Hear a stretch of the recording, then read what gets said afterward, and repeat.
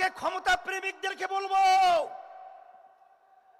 যে আপনারা বারবার ক্ষমতায় গিয়েছিলেন, আমাদেরকে কি উপহার দিয়েছেন? নতুন ভাবে পুরান বউ নতুন শাড়িতে, আর আমাদেরকে ধোঁকা দিতে পারবেন না।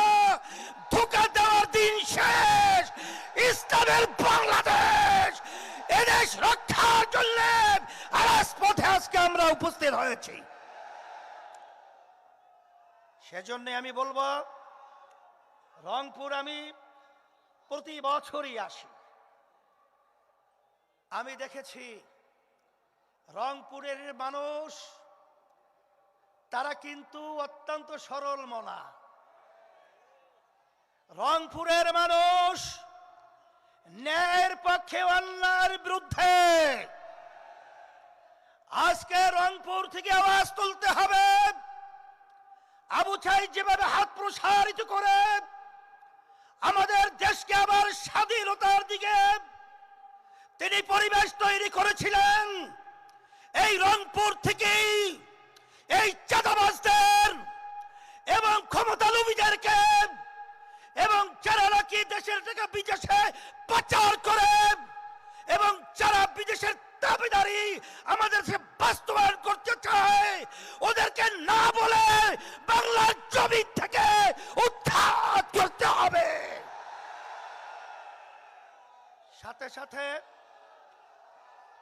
আমি সকল ক্ষুধার্ত আহ্বান জানাবো,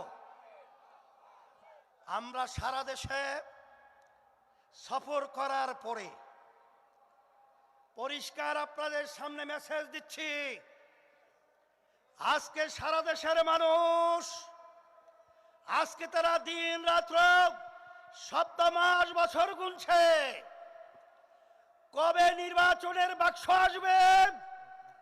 আর ৮ দল অর্থাৎ ইসলামের পক্ষে, মানবতার পক্ষে তারা ভোট দিয়ে বাক্স ভরার জন্য অপেক্ষা দিন প্রহার রাখতে বলছে।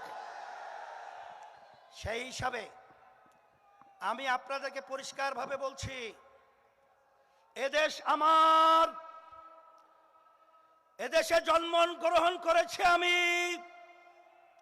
এদেশকে নিয়ে যারা ছিনিমিনি করতে চায়, এদেশের টাকা যারা বিদেশে পাচার করতে চায়, যারা মায়ের কোল সন্তান হারা করতে চায়, আপনাদেরকে বারবার বলছি, আগের মতো গুন্ডামির মাধ্যমে এবং কালো টাকার দৌরাত্মের মাধ্যমে আজকে জাগ্রত জনতাকে থামানো যাবে না।